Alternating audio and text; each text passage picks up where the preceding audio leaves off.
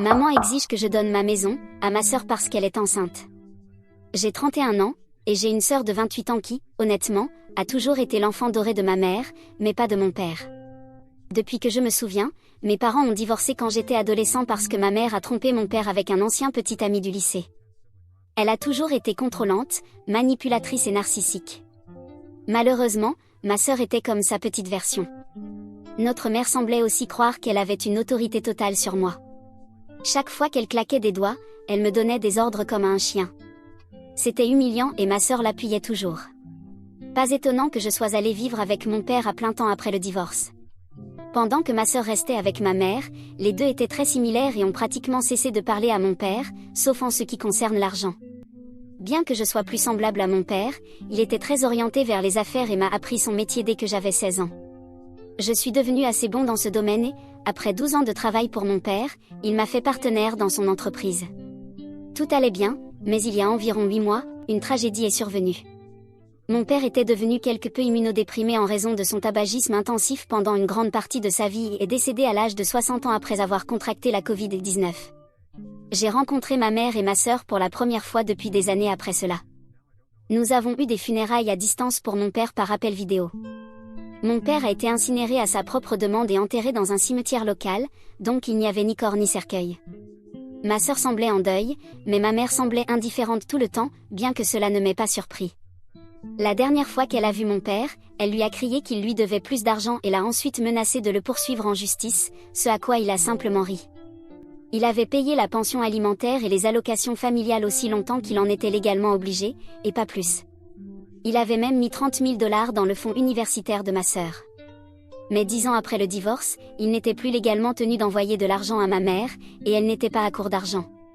Elle travaille dans le même emploi depuis près de 3 décennies, possède totalement la vieille maison familiale que nous partagions et loue même 2 des chambres sur Airbnb régulièrement. Elle ne manque pas d'argent. Quelque temps après les funérailles, le testament de mon père a été lu. Apparemment, il avait prévu que, si son tabagisme intense ne le tuait pas, autre chose le ferait, et il en a même plaisanté dans une vidéo préenregistrée. Pratiquement tous ses biens m'ont été légués, la majorité de son argent, son entreprise et sa maison. À ma sœur, il a laissé une voiture, une Nissan Altima 2015, et environ 10 000 $ en espèces. Ma mère n'a reçu que 1 000 $ et quelques autres objets qu'elle réclamait comme étant à elle depuis le divorce. Au-delà de cela, j'ai obtenu le reste et ma petite amie vit maintenant avec moi dans la maison que mon père m'a laissée. Ma sœur est passée de finir 2 ans de collège communautaire à vivre de son petit ami et à ne travailler qu'à temps partiel en ligne pendant plusieurs années. Pendant ce temps, elle est tombée enceinte mais a souffert d'une fausse couche traumatique. Je ne l'ai appris qu'après les funérailles parce que nous étions pratiquement sans contact et que personne d'autre ne me l'avait dit.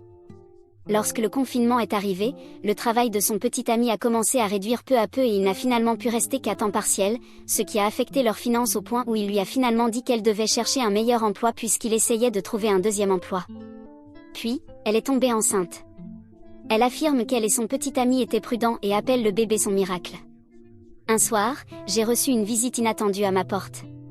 Lorsque j'ai ouvert, j'ai été désagréablement accueillie par ma mère et ma sœur. Elles sont toutes 2 entrées sans même demander et se sont installées dans mon salon. Ma petite amie et moi nous sommes regardés avec confusion et j'ai demandé pourquoi elles étaient venues. Ma sœur riait et regardait partout, ouvrant des portes et se donnant apparemment une visite guidée de ma maison. Ma mère s'est simplement affalée sur mon canapé et a claqué des doigts en demandant une bouteille d'eau froide. Ma petite amie lui a apporté de l'eau et j'ai demandé pourquoi elles étaient là. Ma sœur semblait très excitée et m'ignorait pour continuer à fouiner dans ma maison. Peu de temps après, je l'ai entendue crier du fond du couloir, « Maman, c'est parfait !» Oui, elle appelle toujours ma mère maman. Finalement, ma mère a parlé et a dit, « Eh bien, je pense qu'il est temps de faire ton devoir de frère. » À quoi j'ai répondu, « Quoi ?» Ma mère a ensuite dit, « Maintenant que ton père est décédé, cette maison aurait dû me revenir, puisque j'étais son unique épouse. Mais tu peux encore arranger cela. Tu gagnes beaucoup d'argent et pourrais acheter une nouvelle maison. Ta sœur a tellement plus besoin de celle-ci, puisqu'elle attend un bébé. Mais si tu es si déterminé à rester, tu pourrais juste garder une chambre et couvrir toutes les factures jusqu'à ce que tu décides de déménager. » Ma petite amie et moi lisons suffisamment sur Reddit pour savoir exactement où cela va et comment cela se déroulerait si je laissais faire, donc je suppose que nous étions mentalement préparés. J'ai pris une profonde respiration et j'ai dit à haute voix, « Ça n'arrivera pas. Ne me donnez pas d'ordre, surtout pas dans ma propre maison. Oui, je gagne beaucoup d'argent, mais comme papa, je vais l'économiser pour quand j'en aurai vraiment besoin, pas que ça t'importe. Ma mère a commencé à claquer des doigts comme elle le faisait et a dit à haute voix, arrête. Je suis ta mère et tu feras ce que je dis parce que je t'ai mis au monde et je suis celle qui commande ici. Et en ce qui te concerne, je suis Dieu. Cela signifie que lorsque je dis saute, tu demandes combien. Cette maison est légitimement la mienne et ta sœur y vivra. Considère cela comme ton avis formel d'expulsion, mais comme je suis généreuse, je te donnerai 2 semaines pour faire tes valises et me transférer l'acte de propriété. Au fond de mon esprit, je pensais que cela ne pouvait pas être réel, mais ensuite j'ai simplement attrapé mon téléphone portable et commencé à composer. Ma mère s'est rapidement levée et a crié, « Que fais-tu » À quoi j'ai répondu, « Je fais ce que j'aurais dû faire dès que cette connerie a commencé. J'appelle la police pour te faire sortir de ma foutue maison. » Elle a commencé à essayer de me prendre le téléphone et a réussi à le faire tomber de mes mains. Puis elle a essayé de l'écraser avec son pied, mais j'ai été assez rapide pour le ramasser avant qu'elle ne puisse le faire. Ça suffit. Si tu ne pars pas, je te forcerai moi-même à partir. Ma mère m'a giflé au visage et je lui ai rendu l'appareil avec 2 fois plus de force avec une gifle à l'envers, tellement fort que je l'ai renversé sur le canapé. Elle a couvert son visage rougissant et avec le maquillage coulant avec une surprise totale et a ensuite crié, « Comment oses-tu » J'ai repris à composer sur mon téléphone et j'ai dit que si elle ne partait pas, j'appellerais la police pour la faire sortir par la force.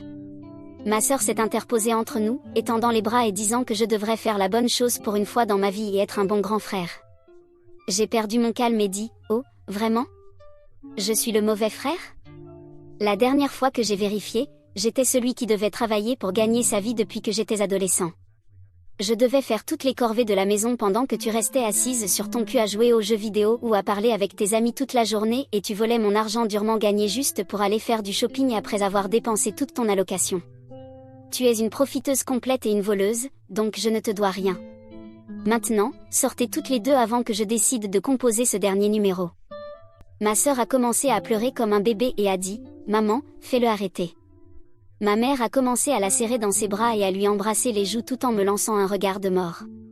Puis elle a semblé penser qu'elle était devenue intelligente et a dit, « Tu sais que si tu appelles la police, je peux leur dire que tu m'as frappé et qui sait, je pourrais peut-être dire à tout le monde que tu voulais faire quelque chose de pire à une pauvre fille enceinte dans le besoin. Je ne pense pas que ce soit très bon pour toi. » Je l'ai interrompue en levant la main et en disant, « Arrête. » Si tu n'as pas remarqué, ma petite amie là-bas a eu son téléphone enregistreur presque tout le temps, et cela signifie que nous avons des preuves enregistrées de toi m'agressant en premier et disant ouvertement que tu mentirais à la police. Je ne pense pas que ce soit très bon pour ta réputation à ton travail ou ton petit Airbnb. Si les regards pouvaient tuer, ma mère m'aurait explosé comme une bombe tactique, mais elle s'est rapidement dégonflée et a commencé à traîner ma sœur en pleurs par le bras. Ma sœur agissait comme une enfant complète et s'est détachée de l'emprise de notre mère pour s'asseoir sur les marches de mon Porsche et faire une crise. J'ai simplement jeté un coup d'œil à ma mère et dit, « Tu vois maintenant ? C'est le résultat de la façon gâtée dont tu l'as élevée. » Elle m'a de nouveau lancé un regard et ensuite j'ai été témoin du spectacle de ma mère essayant de traîner ma sœur hors des marches du Porsche, mais elle s'accrochait aux rampes du Porsche et répétait, « Tu me l'avais promis encore et encore. » J'ai éclaté de rire et leur ai dit depuis la porte de ne jamais revenir. Ma mère m'a fait un geste obscène et est retournée essayer de traîner ma sœur du Porsche. Cela a pris quelques minutes, mais elle a finalement réussi à faire lever ma sœur et partir avec elle en disant que j'étais un salaud cruel et impitoyable qui irait en enfer pour cela. J'ai ri encore plus et dit qu'il y avait aussi une place spéciale en enfer pour les menteurs et les narcissiques qui essaient de manipuler les autres pour obtenir ce qu'ils veulent. Ma mère a serré les poings et allait dire plus quand j'ai simplement relevé mon téléphone intelligent, enregistrant, et dit, « Le temps presse, maman. Sors de ma propriété. » Ma mère a ensuite conduit ma sœur à la voiture, m'a jeté un dernier regard hautain et est partie en voiture. Je pensais que c'était la fin, mais laisser passer les choses n'a jamais été quelque chose que ma mère ferait. Après quelques jours, j'ai commencé à recevoir des messages de personnes que je connais et de quelques parents en ligne. Beaucoup étaient furieux contre moi, mais d'autres avaient juste des questions sur ce qui se passait. J'ai essayé de consulter mon Facebook, mais je n'ai rien vu de ce qu'ils disaient parce que ma sœur et ma mère m'avaient bloqué sur leurs réseaux sociaux. Mais ma petite amie pouvait toujours tout voir parce qu'elle maintenait leurs profils ouverts, elle a pris des captures d'écran de tout et les a ensuite imprimés. Les 2 profils avaient des publications me qualifiant de salaud avide et sans cœur qui avait volé la maison qui devait être l'héritage de ma sœur en payant l'avocat qui avait géré le testament de mon père, ce qui est un mensonge complet et absolu et elles le savent toutes les 2. J'ai appelé mon avocat, qui était aussi l'avocat de mon père et un ami de confiance de la famille, et je lui ai donné des copies de toutes les captures d'écran de Facebook et de la vidéo que ma petite amie avait enregistrée le jour où ma mère a exigé ma maison. Il voulait juste écrire une lettre de cessation et de désistement formelle. Je voulais aller plus loin et il leur a envoyé une lettre leur ordonnant de se rétracter. Je lui ai dit de l'écrire et de l'envoyer par courrier express qui devait être signé, pour savoir qu'elle l'avait reçu. Ma mère m'a appelé dans une furie absolue le jour même où la lettre a été livrée. Je lui ai dit que si elle et ma sœur ne se rétractaient pas de toutes les publications fausses sur les réseaux sociaux à mon sujet et ne disaient pas la vérité absolue, j'enverrai toutes les informations que j'ai à toute la famille, à son patron et je mettrai en ligne les vidéos que nous avons enregistrées d'elle, et ensuite je la poursuivrai en justice en plus de tout cela. Elle m'a traité d'irraisonnable et a dit qu'elle n'avait fait ce qu'elle avait fait que pour le bien de ma sœur, puis elle a commencé une conférence complète réitérant sa croyance que ma sœur avait encore plus besoin de ma maison que moi. J'ai déclaré sans détour que je me fichais de ce qu'elle pensait et que si elle ne se rétractait pas de tout et ne disait pas la vérité, je m'assurerais que sa carrière serait terminée.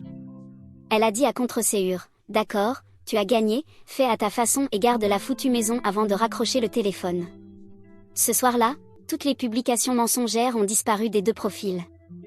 J'ai été débloquée et ma mère m'a donné, à moi et à tous les autres, des excuses à moitié sincères, affirmant qu'elle s'était précipitée avec tout ce qu'elle avait dit parce qu'elle pensait que ma sœur avait plus besoin de ma maison que moi parce qu'elle était fauchée et enceinte, mais la maison m'appartenait légitimement selon le testament de mon père et elle le savait même avant que mon père ne décède, donc elle n'avait pas le droit de tenter de la réclamer. Quant à ma sœur, elle s'est également excusée, mais elle a plus ou moins répété tout ce que notre mère avait dit en affirmant qu'elle avait simplement suivi les idées de notre mère et avait ensuite blâmé ce qu'elle avait fait sur les hormones de grossesse. Les réponses ont afflué pendant un certain temps sur les profils de ma mère et de ma sœur, beaucoup étaient furieux contre elles pour avoir tenté de prendre ma maison. J'ai reçu de nombreux messages d'excuses de ceux qui les avaient crus auparavant, mais tout cela m'a vraiment montré qui était plus de leur côté depuis le début, car ils ont tous cru leurs absurdités si rapidement. C'était principalement des gens du côté de la famille de ma mère de toute façon, personne du côté de mon père ne les a crus du tout et l'ont dit ouvertement. Ma sœur et son petit ami ont fini par emménager avec notre mère pour économiser de l'argent, mais elle les a mis dans le sous-sol pour garder son Airbnb en fonctionnement. Ma sœur a commencé à pleurer sur les réseaux sociaux qu'elle ne pouvait pas vivre à l'étage et je suis assez sûre qu'ils se disputaient entre eux parce que tout ce que ma sœur faisait après cela était de se plaindre en ligne et ma mère ne postait presque plus rien sur ses réseaux sociaux après le précédent coup qu'elle avait tenté. Et pour ceux d'entre vous qui ont lu jusqu'ici, ce n'est pas la fin de l'histoire. Restez à l'écoute pour la suite bientôt. Mise à jour, maintenant, vous savez tous par mon post précédent que ma mère a essayé d'agir comme si elle était en charge de ma vie et a également agi comme si ma maison lui appartenait pour la donner. Eh bien, cela s'est très mal terminé pour elle et ma sœur gâtée parce que j'ai menacé de les exposer. Tout cet incident m'a inspiré à obtenir des caméras pour ma maison, à l'intérieur et à l'extérieur. Mon père était de la vieille école, il ne se souciait pas des caméras à la maison, il ne se souciait même pas de la télévision, sauf pour le film occasionnel. Il aimait principalement son whisky avec une cigarette et un bon livre. Mais maintenant, je possède cette maison et les caméras étaient une mise à jour très nécessaire, et au cas où, ma petite amie et moi n'avons dit à personne en dehors de nos cercles d'amis proches à ce sujet, et ceux qui le savent ont juré de garder le secret et ont tenu parole. Quelques semaines se sont écoulées sans aucune nouvelle de ma mère ou de ma sœur, à part ce que je voyais sur les réseaux sociaux de ma sœur.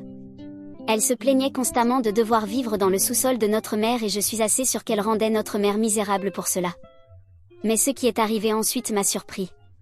J'ai reçu un appel frénétique de ma sœur disant que son petit ami remettait en question s'il était le père de sa grossesse et menaçait de partir sans un test de paternité. Ma sœur a juré sur tous les tons qu'elle lui avait toujours été fidèle.